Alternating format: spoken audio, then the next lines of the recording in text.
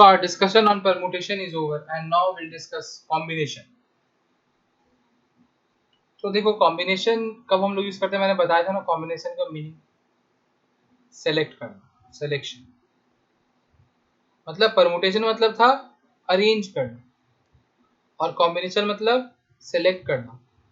दोनों का डिफरेंस मैं पहले भी समझा चुका हूँ, एक बार फिर से बता देता हूँ। सपोज मेरे पास ये 3 लेटर्स हैं और इनको यूज करके हमको 2 लेटर वर्ड्स बनाना है। सो 2 लेटर वर्ड्स बनाना है, that is permutation. Why? Because arrangement होगा। देखो A B and B A will be different, this two are different words, they are not same. ठीक है, they are not same, this two words are different, they have different spelling. Similarly, we can have AC then CA, we can have BC and CB। तो इस तरह से कितना 6 possible arrangements हो सकता है। तो अगर हम 3 लेटर्स को यूज करके 2 लेटर वर्ड फॉर्म कर रहे हैं, so there can be 6 such possible words. So this is permutation, arrangement, whatever you say. Now see, when we'll use combination, when we have to select. Like I say that these A, B, C are no more letters, rather they are person. The name of first person is A, this person's name is B, and this person's name is C. Okay?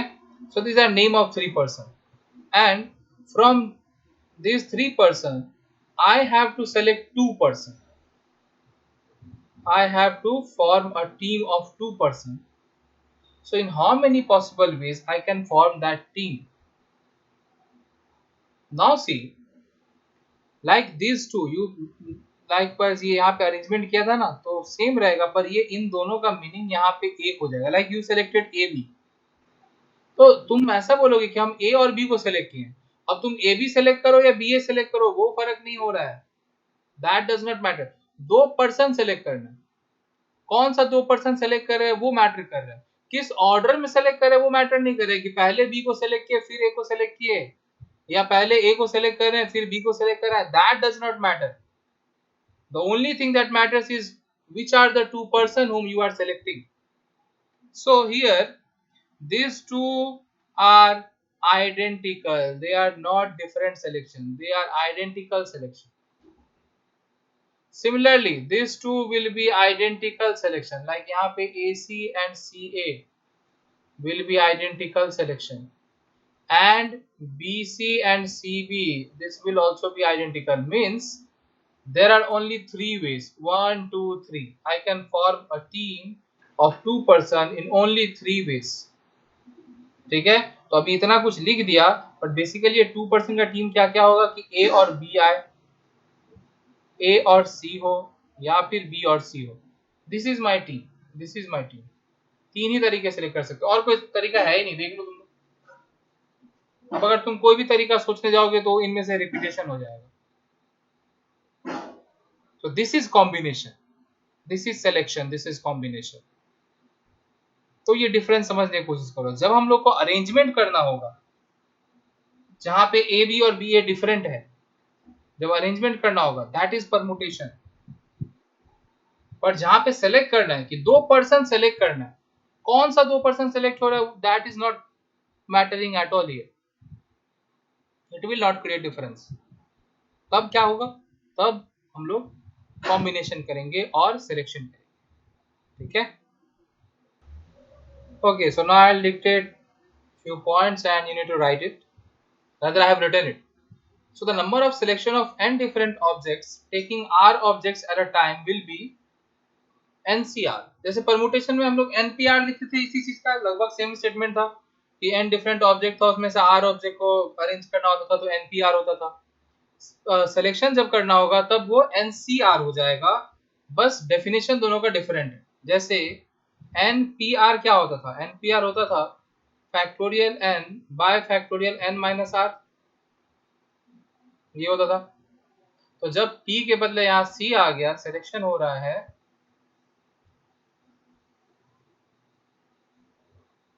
तो definition change हो जाएगा, it is this.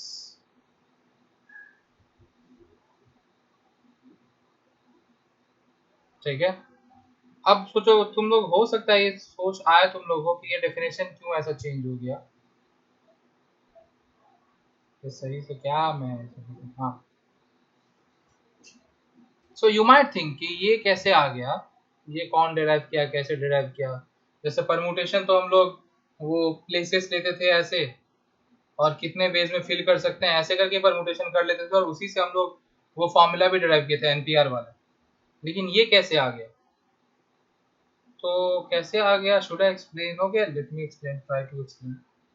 ध्यान से देखो, it's very simple, अगर समझ लोगे तो बहुत सिंपल है। देखो, उसका आंसर यहीं छुपा हुआ है, जो भी मैंने बताया यहीं छुपा हुआ है। देखो, जब हम लोग दो दो वर्ड फॉर्म कर रहे थे, टू वर्ड्स, ठीक है, 2 लेटर का वर्ड, तो क्या हो रहा था कि ये ए बी और बी ए तो सेम हो गया ना। तो जो हम लोग का आंसर था, अगर अरेंजमेंट 6 तो आ रहा था, तो सिलेक्शन में कितना हो जाएगा, 6/2 फैक्टोरियल। मतलब जितना रिपीटेशन है, जितने वर्ड को अरेंज कर रहे हैं, जो सिमिलर बनेगा, उसके फैक्टोरियल से बस डिवाइड हो जा रहा है। जैसे अगर मैं दूसरा एग्जांपल दूं तो शायद और बेटर वे में समझ में आए। एक second, let me try to think of such example. Like see, suppose we have to form 3 letter words. Now using these 3 letters, we have to form 3 letter words. The answer should be simply 3 factorial, which is 6. देखो होता भी वही है, A B C A C B, ठीक है, then B A C B C A, and then the words beginning with C, which is C A B and C B A. तो अगर arrangement करना है तो this is it, this is the arrangement, this is permutation. Permutation किए तो पता चला कि कितना वर्ड फॉर्म करना पॉसिबल है, परमुटेशन। अब वहीं पे अगर मान लो कि ये 3 में से 3 सेलेक्ट करना है, तो we know there should be only one way, there should be only one way, कि तीनों ही सेलेक्ट कर लिए भाई, ए बी सी। तो देखो वही चीज हो रहा है एक्चुअली, ये अरेंजमेंट में जो आंसर आया उसको तुम कितने प्लेस में अरेंज कियो, 3 प्लेस में अरेंज कियो ना, तो 3 की फैक्टोरियल से डिवाइड कर दो। सो अरेंजमेंट में 6 आंसर आया था, उसको हम 3 फैक्टोरियल से डिवाइड कर दे, कितना आएगा 1। See one way you have got. और ये क्यों डिवाइड कर रहे हैं, बिकॉज जब हम लोग परमुटेशन कर रहे थे तो तुम लोग को याद होगा मिक्स्ड ऑब्जेक्ट वाला केस, कि अगर A B B C D E ऐसा कुछ है, और इससे 1 2 3 4 5 6 7 8 8 लेटर वर्ड फॉर्म करना है, तो answer will be 8 factorial divided by 3 factorial. जो रिपीटेशन हो रहा है उसको डिवाइड कर दे रहे हैं।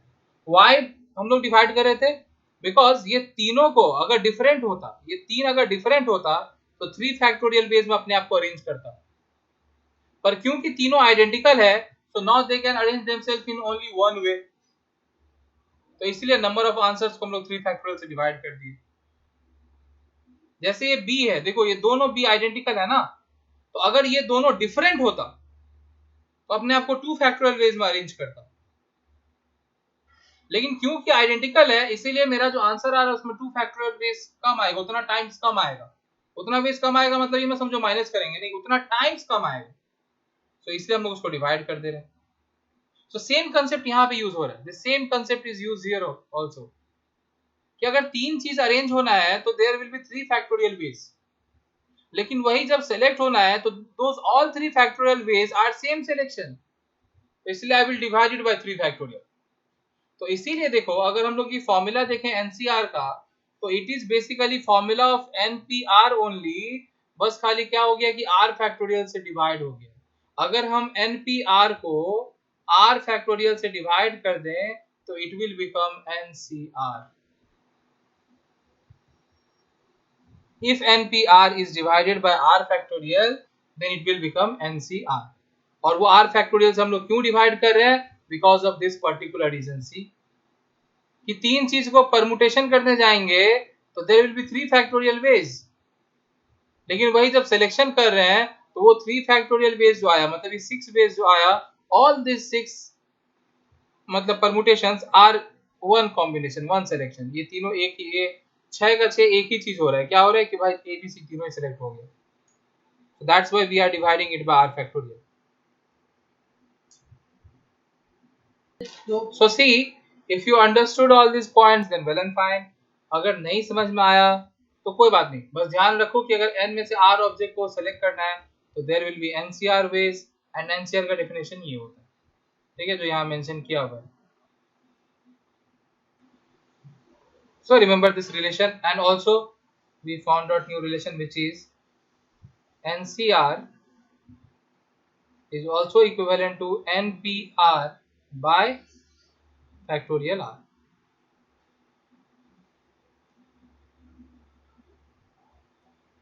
How we can write this, and we can write it in this way also.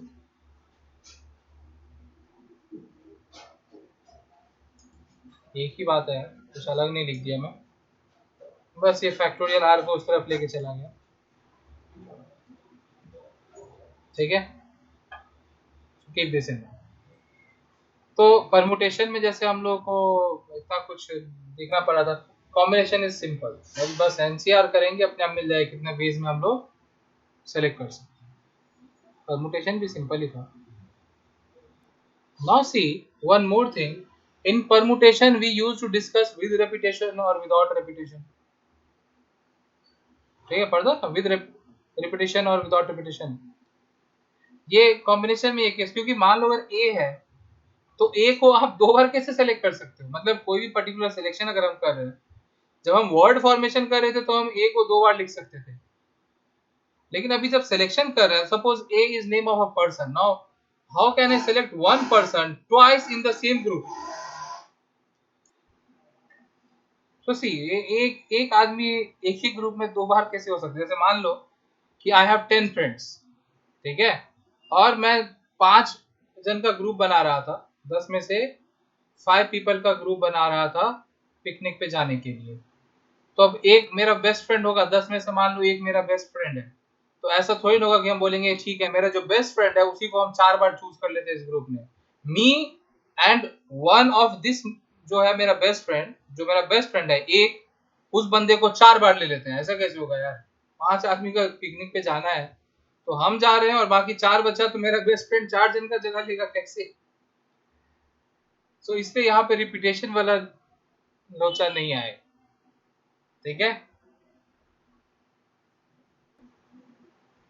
So we got to know that if we have to select R person from a group of n person, like n persons are there from there, या n person ही क्यों, n कुछ भी हो सकता है, n objects में से R object को सिलेक्ट करना है तो NCR वेज होता है.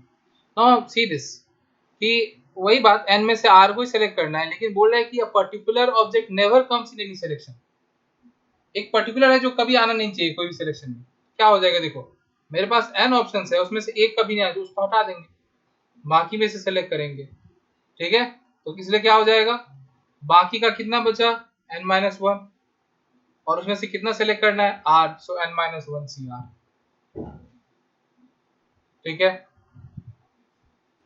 Okay, now see next point, number of selection of n different object taking r objects at a time when a particular object always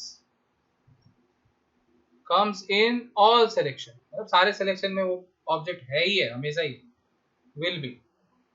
Now you think, pause the video and think. Okay, so before answering this, let me tell you about permutation. जब हम लोग permutation कर रहे थे और हम लोग बोले थे कि when a particular object never comes, तो यही था n-1 PR. never comes वाला ये था परमुटेशन, जो कॉम्बिनेशन में आया बिल्कुल सेम, खाली P और C रिप्लेस हो गए, ठीक है.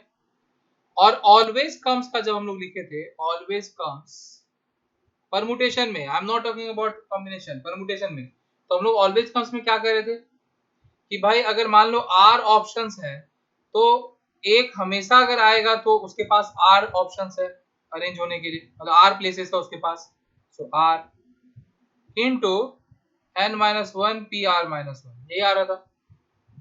सो परमुटेशन में when a particular object always comes in all arrangement था, then this used to be the answer. तो अगर ऐसा ही सेम फंडा फॉलो करेंगे तो यहाँ पे बोल सकते हो R into n-1 CR-1, but this is wrong. Why this is wrong? क्योंकि देखो ये सिलेक्शन है, ये परमुटेशन था. परमुटेशन में एक ऑब्जेक्ट हमेशा आएगा, ठीक है, पर वो एक ऑब्जेक्ट इनमें से कोई भी प्लेस ऑक्यूपाई कर सकता था। वो कौन सा प्लेस ऑक्यूपाई कर रहा था वो भी मैटर करता था, इसीलिए ये आर मल्टीप्लाई हुआ इधर। लेकिन यहाँ पे एक ऑब्जेक्ट हमेशा सिलेक्शन में होना चाहिए। प्लेस डज नॉट मैटर कि कौन सा प्लेस पे उसको हम रख रहे हैं, बिकॉज अरेंज थोड़ी ना कर रहे हैं यार, बस सिलेक्शन कर रहे हैं। सो इसीलिए द आंसर विल बी कि एक अगर हमेशा ही आना है तो इसका मतलब क्या हो गया, जैसे मान लो कि हमको 15 प्लेयर से क्रिकेट टीम बनाना है 11 प्लेयर का, ठीक है, और एक अपना कैप्टन है, तो तय है भाई कि वो हमेशा ही खेलेगा, ठीक है। तो कैप्टन तो हमेशा ही खेलेगा, तो कैप्टन हट गया, यहाँ 15 में से कैप्टन माइनस हो गया। तो अब क्या करेंगे हम, 14 प्लेयर बचा और उसमें से प्लेस भी मेरे पास 10 ही बचा। Now I am left with 10 place only, क्योंकि ये कैप्टन तो खेल ही रहा है। तो प्लेयर भी एक कम गया, प्लेस भी एक कम गया। तो बेसिकली 14 में से 10 सेलेक्ट करेंगे, 14 C10। सिमिलरली ये क्या हो जाएगा, देखो n-1 C R-1। यहाँ पे ऊपर परमुटेशन वाला कंसेप्ट मत यूज करने जाना कि R भी मल्टीप्लाई हो जाएगा, नो, बिकॉज यहाँ अरेंज थोड़ी ना कर रहे, वो अरेंज कर रहे थे इसलिए मल्टीप्लाई हो रहा था वहां पे R, ठीक है।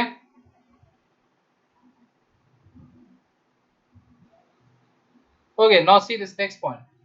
Number of different selection of n different objects taking at least one object item, they at least one object ले रहे हैं, मतलब कि इस बार ऐसा नहीं बोला कि n में से r ऑब्जेक्ट सेलेक्ट करना है, नहीं, n में से at least one object select करना है। तो at least one का मतलब क्या हो गया कि I can select one object, और मतलब plus I can select two object, और I can select three object, और and so on I can select n object. This is it. So this is our answer. The number of different selection of n different object taking at least one object है। at least one का तो क्या हो गया कि हम एक object भी सिलेक्ट कर सकते हैं, कितने वेज में, इतने वेज में। दो ऑब्जेक्ट भी कर सकते हैं, कितने वेज में, इतने वेज में। तीन ऑब्जेक्ट भी कर सकते हैं, कितने वेज में, NC3 वेज में। चार ऑब्जेक्ट कितने वेज में, NC4 वेज में। तो इसी तरीके से इतने वेज में कर सकते हैं। मैक्स टू मैक्स हम कितना ऑब्जेक्ट सेलेक्ट कर सकते हैं, n ऑब्जेक्ट सेलेक्ट कर सकते हैं, कितने वेज में, NCn वेज में। तो इसीलिए NC1 से लेकर के NCn तक का एडिशन हो जाएगा, क्योंकि एटलीस्ट वन बोला है। एटलीस्ट वन का मतलब ही हो गया कि 1 2 3 4 5 6 जितना नंबर है वहां तक। Also it's value is this, its value is this 2 to the power n minus 1। तो अगर हम बोलें कि हमको तीन ऑब्जेक्ट में से सिलेक्ट करना है, so suppose we have three object and इन तीन में से एटलीस्ट वन सेलेक्ट करना। ये तीन लिख लो, हम लोग नाम लिख ले तो ज्यादा बेटर समझ में आता है। तो देखो तीन में से हम एक ऑब्जेक्ट भी सेलेक्ट कर सकते हैं, कितने वेज में, 3C1 वेज में। 3C1 का वैल्यू क्या है, 3। देखो ऑब्वियस बात है, क्या आइदर ए चूज करो या फिर बी चूज करो या फिर सी चूज करो, देखो तीन वेज में। नेक्स्ट क्या है कि I can select two object 3C2 ways में, दैट इज ऑल्सो 3।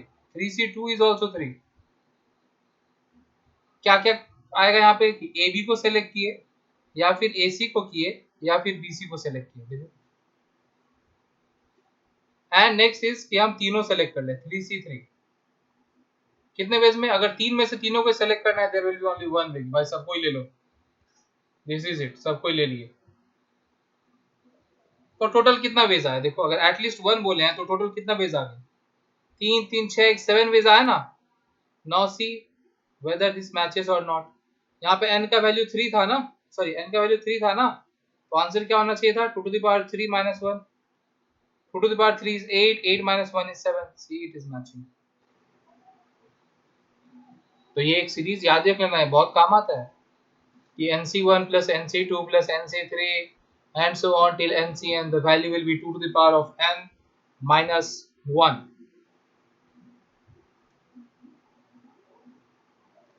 ठीक है। Now see next point कि number of different selection of n different object taking at least one लिखा हुआ है ना, इस एटलीस्ट वन को मिटा लेते हैं, लिख लेते हैं taking any number of object,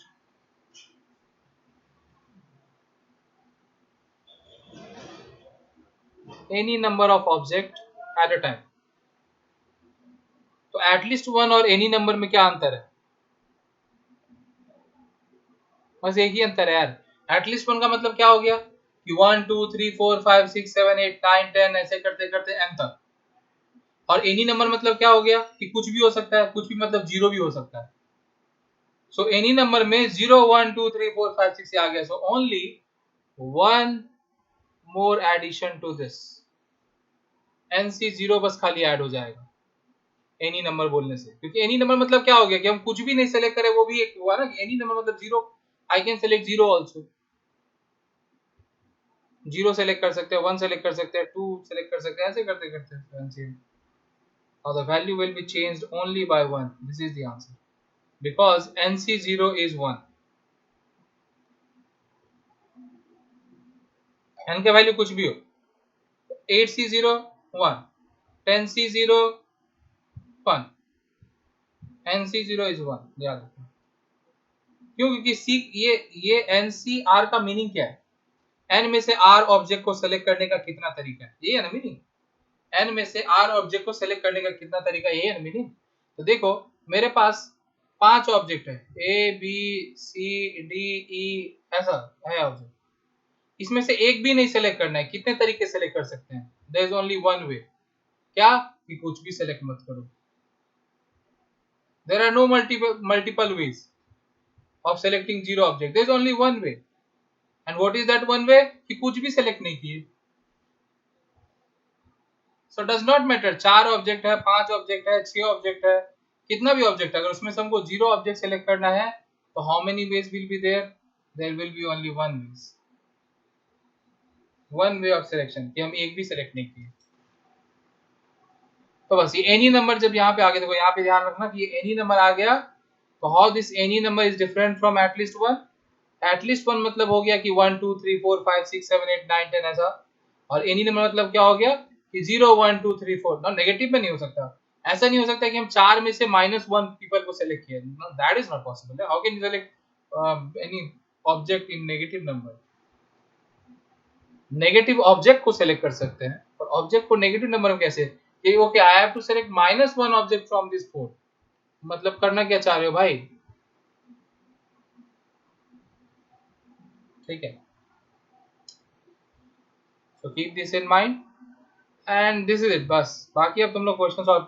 लेकिन अभी तक देखो, अभी तक हम लोग जितना भी स्टेटमेंट लिखे हैं वो उन सारे केसेस के लिए लिखे हैं जहां पे n डिफरेंट ऑब्जेक्ट है। कॉम्बिनेशन में रिपीटेशन नहीं हो सकता, ये भी बात सही है। एक ही ऑब्जेक्ट को हम दो बार कैसे सेलेक्ट कर सकते हैं सेम ग्रुप में?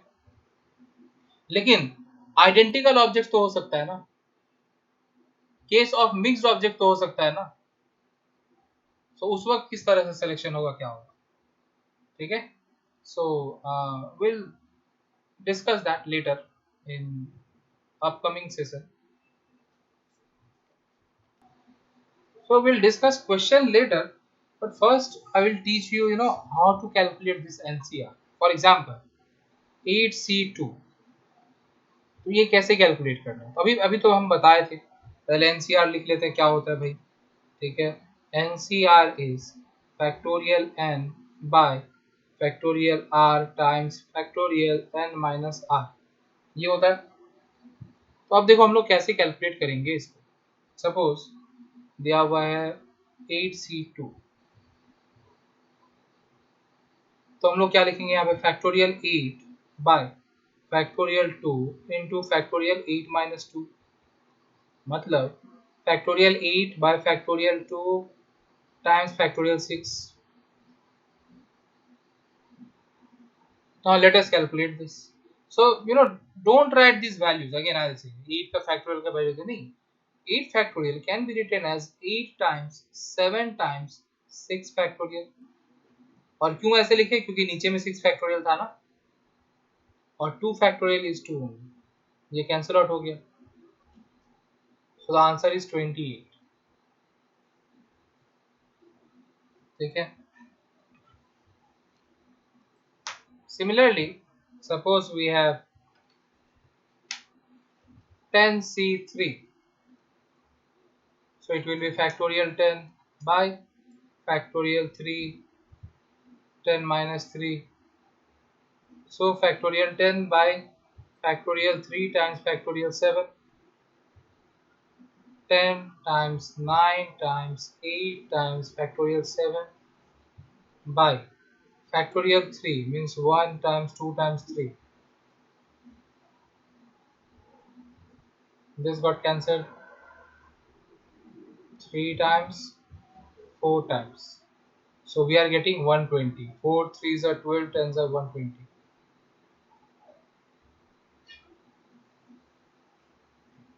Okay, so it's very simple. Now see, my motive is not to teach this. ये तो conventional है ना. Easily थोड़ा कैसे कर सकते हैं. So अभी जो हम सिखाएंगे उसको तभी यूज करना when either this number is low, I mean थोड़ा कम है, 1 2 3 4 ऐसा है, या फिर इन दोनों का डिफरेंस जो है वो कम हो. ये डिफरेंस 2 का है या डिफरेंस 3 का है ऐसा. So either their difference should be a less number, I mean lower number, या फिर ये खुद ही लोअर नंबर होना चाहिए, तब यूज करेंगे. जैसे मतलब देखो, अगर 10c3 था तो yes I can use it here क्योंकि ये नंबर 3 है ना. या फिर अगर मान लो 10c8 रहता तो देखो ये नंबर तो बड़ा है, 8 है, बट देयर डिफरेंस 10 और 8 का डिफरेंस कितने का है, 2 का डिफरेंस है ना, तो 2 चलेगा. Then I can use this technique. ठीक है, तो ये करेंगे क्या, एक्चुअली ये जो यहाँ पे इतना सारा जो कैलकुलेशन कर रहे हैं ना, इस कैलकुलेशन को ही हटा वटा के ये तरीका, मतलब तरीका क्या है, बस ये है कि शॉर्टकट काइंड ऑफ. तो करना क्या है, ध्यान से देखो. आप यूज किसी भी तरीके, मतलब अगर डिफरेंस बड़ा है then also you can use it, but it will be lengthy. तो इसीलिए इजीली हो जाता है जब ये डिफरेंस लो हो या फिर ये नंबर खुद लो हो. तो क्या करना, ध्यान से देखो, क्योंकि यहाँ पे 3 है ना, तो इन दोनों का डिफरेंस देखो कितना है, 10 और 3 का डिफरेंस कितने का है, 7 का डिफरेंस है. नाउ कंपेयर कि 3 और 7 में से बड़ा कौन है. ऑब्वियसली 7 इज बड़ा. तो अगर 7 बड़ा है ना, तो क्या करो, 10 से लेकर के यहां तक का लिख दो, मतलब 7 पे नहीं आना है, 7 से जस्ट पहले तक का प्रोडक्ट लिख देना है. विल बिगिन विथ n, ये n से स्टार्ट करेंगे, लेकिन कहां तक लिखेंगे, इन दोनों में से जो बड़ा नंबर है उससे एक ज्यादा तक. और नीचे में क्या करेंगे, इन दोनों में छोटा नंबर कौन सा है, 7 और 3 में छोटा नंबर कौन सा है, 3 है ना, तो 3 का फैक्टोरियल डायरेक्ट. अल्टीमेटली देखो वहां पे भी यही आया था solution. So 120. See similarly, suppose we have 11c2, तो डिफरेंस कितने का है, 9 का है. तो हम लोग क्या करेंगे, 11 इंटू 10 लिखेंगे. वाई, बिकॉज 9 बड़ा नंबर है ना, तो 9 के एक ज्यादा तक लिखेंगे. और नीचे में क्या लिखेंगे, 2 into 1. So the answer is 55. Suppose we have 10c8. Now see the difference is 2. तो अब कहां तक लिखेंगे, ऐसा नहीं, ऐसा मत आना. No, don't go for this. दोनों में से बड़ा नंबर कौन है, ये 2 और ये 8 में से बड़ा नंबर कौन है, 8 ना, तो इसको 9 तक लिखेंगे. और नीचे में किसका लिखेंगे, जो दूसरा वाला बच गया 2. मतलब ऊपर में जिसके ग्रेटर तक लिख रहे हैं, नीचे में उसके दूसरे वाले का फैक्टोरियल लिखेंगे. सो 545. ठीक है. और ना अभी हो सकता है डिफिकल्ट लग रहा, but you need to train your brain. Suppose we have 20c3, तो डिफरेंस 17 का है ना, तो 20 टाइम्स 19 टाइम्स 18 तक, 17 से एक ज्यादा. और क्योंकि 17 से एक ज्यादा तक लिखे हैं, तो नीचे में 17 का फैक्टोरियल नहीं लिखेंगे, किसका लिखेंगे, 3 का फैक्टोरियल. 3 टाइम्स 2 टाइम्स 1, ये देखो 3 टाइम्स में इसको करेगा divide. So the answer is going to be 1140.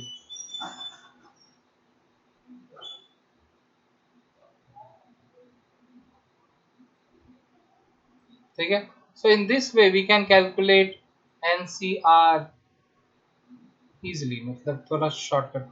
पर हाँ वहीं पे देखो अगर डिफरेंस बढ़ जाएगा, सपोज वी हैव 10C5 और 10C6,